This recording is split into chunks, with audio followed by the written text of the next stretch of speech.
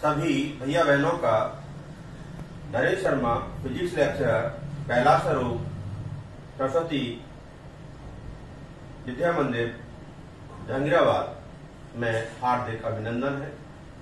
आज मैं आपको अपनी फिजिक्स क्लास के अंदर जो अध्याय लिया है मैंने विमीय विश्लेषण, मतलब कि डायमेंशनल एनालिसिस, भौतिक राशि जो होती हैं उनकी मात्रक होते हैं, तो उसी के साथ एक नई चीज आती है। जब आप 10th से फर्स्ट ईयर में आते हैं तो वो होती है डायमेंशनल एनालिसिस, मतलब कि जो फिजिकल क्वांटिटी है उसकी एक डायमेंशन होती है, और वो डायमेंशन की डिफाइन कैसे कर सकते हैं हम, क्या होती है डायमेंशन, उसके लिए हम पढ़ना चाहते हैं। तो टॉपिक हो जाता है भौतिक राशि की विमाएं, मतलब डायमेंशन ऑफ फिजिकल क्वांटिटी। तो आखिर डायमेंशन जो होती है भौतिक राशि की, जो विमा होती है वो क्या होती है, उसकी परिभाषा आप देखना चाहेंगे। तो देखिए, भौतिक राशि की विमाएं वे घातें होती हैं। भौतिक राशि की विमाएं वे घातें होती हैं, घात कहते हैं पावर को, वे घातें होती हैं जो उस राशि का फिजिकल क्वांटिटी, उस राशि के मात्रक को, यूनिट को, मात्रक को व्यक्त करने के लिए, इंट्रोड्यूस करने के लिए, व्यक्त करने के लिए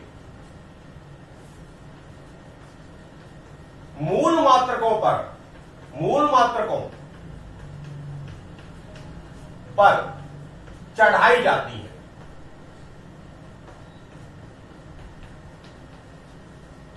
ये परिभाषा है भौतिक राशि की विमाएं।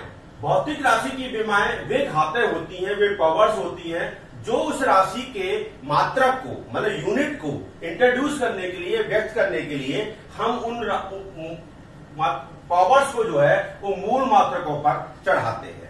अब आपने मूल राशियां पढ़ी थी, मूल राशियों में द्रव्यमान आता है, जो 7 मूल राशियां पढ़ी हैं, उसके बाद 2 पूरक राशियां पढ़ी हैं। तो जो यूजेबल हैं मैं उनके बारे में बता रहा हूं। जैसे कि हम सबसे पहले द्रव्यमान की बात करते हैं। द्रव्यमान मतलब कि मास, ठीक है। तो मास को हम m से डिनोट करेंगे और इस तरह से हम इंडिकेट करेंगे। अगर मैं इसके ऊपर पावर लगा देता हूं मैं, तो वो डायमेंशन हो जाती है, ठीक है। ऐसे ही लंबाई ये L होगा, समय टाइम जो होगा वो T होगा, विद्युत धारा, electric current, that is A, temperature, ताप को या तो K लिखा होगा या आपका थीटा, K और थीटा। पदार्थ की मात्रा,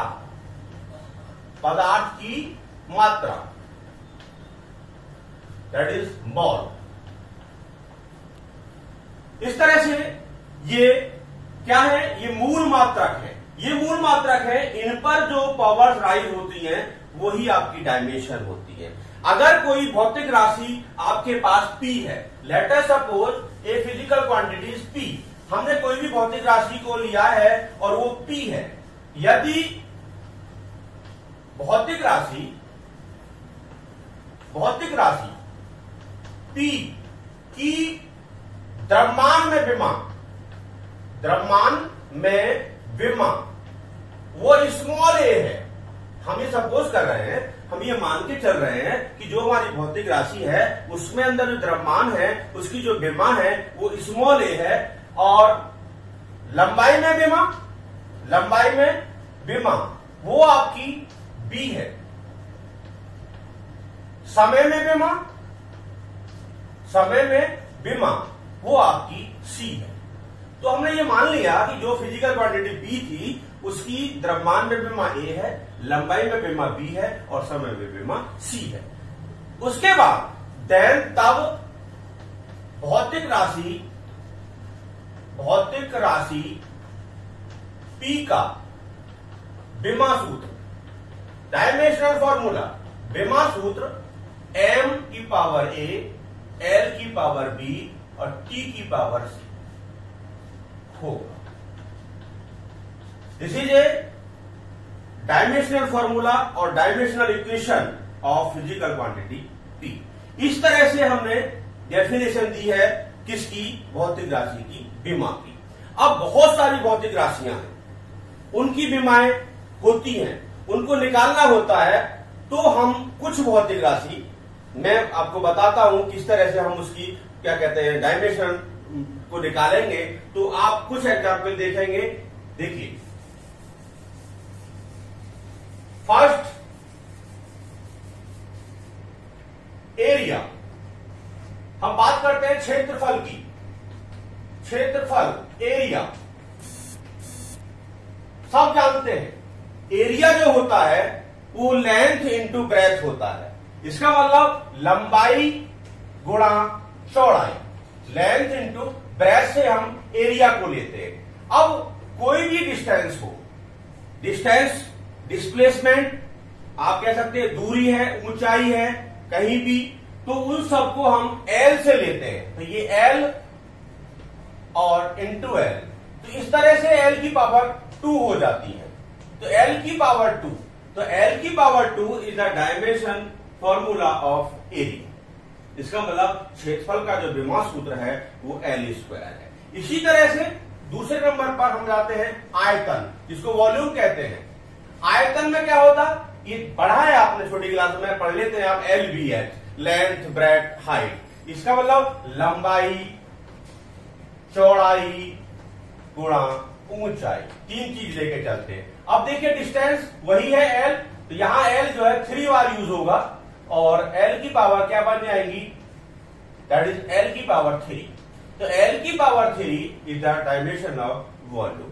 सिमिलरली एग्जाम्पल नंबर 3, एग्जाम्पल 3 में हम बात करना चाहेंगे, देखिए वेग, वेग जो होता है वेलोसिटी होती है, वेलोसिटी, वेग या स्पीड या चाल कह सकते हैं, चाल स्पीड को कहते हैं।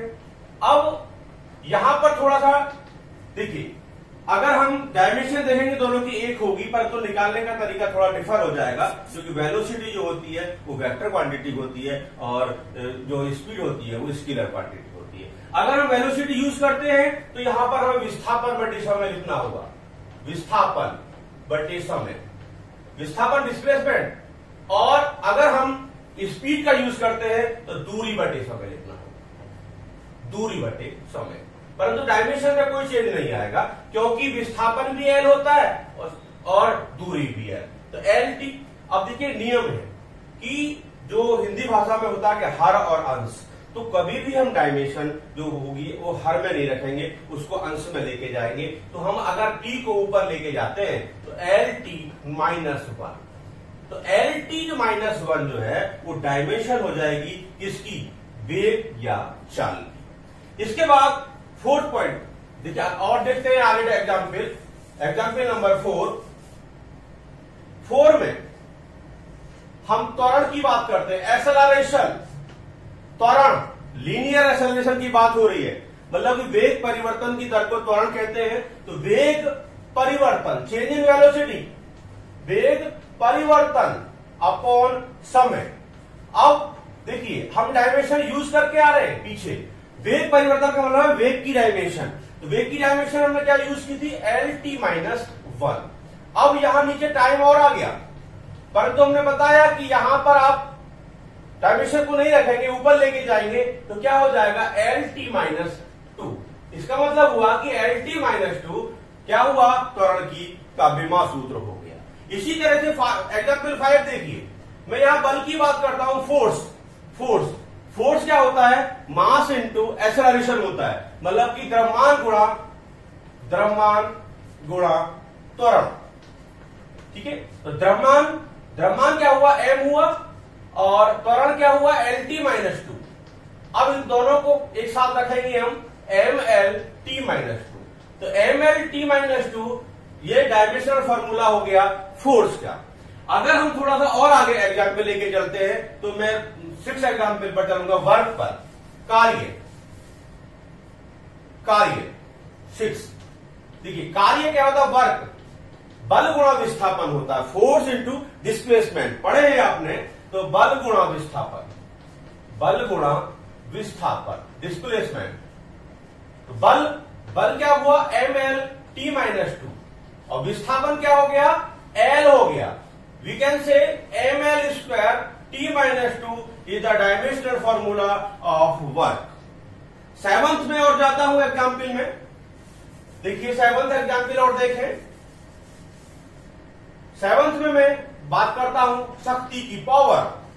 पावर क्या होता है, वर्क अपॉन टाइम, कार्य बटे समय, कार्य बटे समय, द डेफिनेशन ऑफ पावर। तो कार्य की आपकी डायमेंशन अभी आपने यूज किया है ml t minus 2, ml square t minus 2, और नीचे क्या हुआ, समय हुआ t। अब एक पावर को और ऊपर लेके जाओ, तो ml square t minus 3, ml square t minus 3, ये डायमेंशनल फॉर्मूला हो गया आपका पावर। इसके बाद 8th की बात करता हूं, आगे बढ़ता हूं थोड़ा सा और। तो देखिए मैं यहां गतिज ऊर्जा, काइनेटिक एनर्जी, गतिज ऊर्जा बराबर हाफ mv स्क्वायर, पढ़ा है आपने, मास द्रव्यमान गुणा वेग का स्क्वायर, पढ़ा है आपने, kinetic energy is equal to half mv square. तो देखिए ये कांस्टेंट है, इसका यूज डायमेंशन में नहीं करते हैं, तो यहां हम केवल इसको छोड़ देंगे, द्रव्यमान को हम m लिखेंगे, m, और वेग क्या हुआ, lt माइनस 1, और उसका भी स्क्वायर, तो इसको सॉल्यूशन करेंगे, that is ml square t minus 2, ml square t minus 2 kinetic energy, ठीक है, की डायमेंशन आ गई। देखिए मैं एक बात आपको बता दूं कि किसी तरह से भी एनर्जी कोई भी होगी, उसकी डायमेंशन जो होगी वही होगी जो वर्क की होती है। अगर मैं गुरुत्वीय स्थितिज ऊर्जा की बात करूं, गुरुत्वीय स्थितिज ऊर्जा, गुरुत्वीय स्थितिज ऊर्जा, ग्रेविटेशनल पोटेंशियल एनर्जी, आपने पढ़ा है इसको mgh, mgh, m बोले तो मास, द्रव्यमान, g गुरुत्वीय त्वरण, और h हाइट, ऊंचाई। अब द्रव्यमान तो m हो गया, गुरुत्वीय त्वरण की डायमेंशन वही होती है जो कि क्या कहते हैं, एक्सेलरेशन की होती है, lt माइनस 2, और h हाइट l, तो क्या हुआ, ml स्क्वायर t माइनस 2, तो ml स्क्वायर t माइनस 2 ये आपकी गुरुत्वीय स्थितिज ऊर्जा की डायमेंशन बता रहे। एक और मैं बताता हूं आपका 10th में, 10th एग्जाम्पल, वो बल आघूर्ण, पढ़ा है आपने छोटी क्लासों में, 10th में देखेंगे, बल आघूर्ण, टॉर्क कहते हैं इसको, बल आघूर्ण बराबर बल गुणा दूरी होता है, वैसे जनरल में बल गुणा दूरी, तो बल ml t माइनस 2, और दूरी का क्या हो गया, l, that is ml square t minus 2। इसको टॉर्क, बल आघूर्ण, बल आघूर्ण या कपल जो भी आप बोलते हैं, उसकी डायमेंशन होती है वो ml स्क्वायर t माइनस 2। आप देखा आपने कि जहां भी हमने एनर्जी की बात की है उसकी डायमेंशन वही निकल के आई है जो वर्क की है, और उसके बाद में हमने बल आघूर्ण की बात की है तो उसकी डायमेंशन भी वही है जो कि वर्क की है। इसी तरह से बहुत सारी फिजिकल क्वांटिटियां हैं, उनकी डायमेंशन हमको निकालनी होती है। तो आप अपनी बुक्स की मदद से किसी तरह से अदर फिजिकल क्वांटिटी है, लगभग आपके 12th क्लास में बहुत सारी फिजिकल क्वांटिटी है, फिर भी यहाँ लगभग 40 के करीब या 35 के करीब से आपका वर्क हो जाएगा। तो सबसे पहले हमारा वर्क होता है डायमेंशन को निकालना। अब डायमेंशन जब निकल जाएगी तो आखिर इसका यूज क्या होगा, वो अगली वीडियो में मैं आपको डायमेंशनल एनालिसिस का जो यूज होगा उसको बताऊंगा। ठीक है, थैंक्स।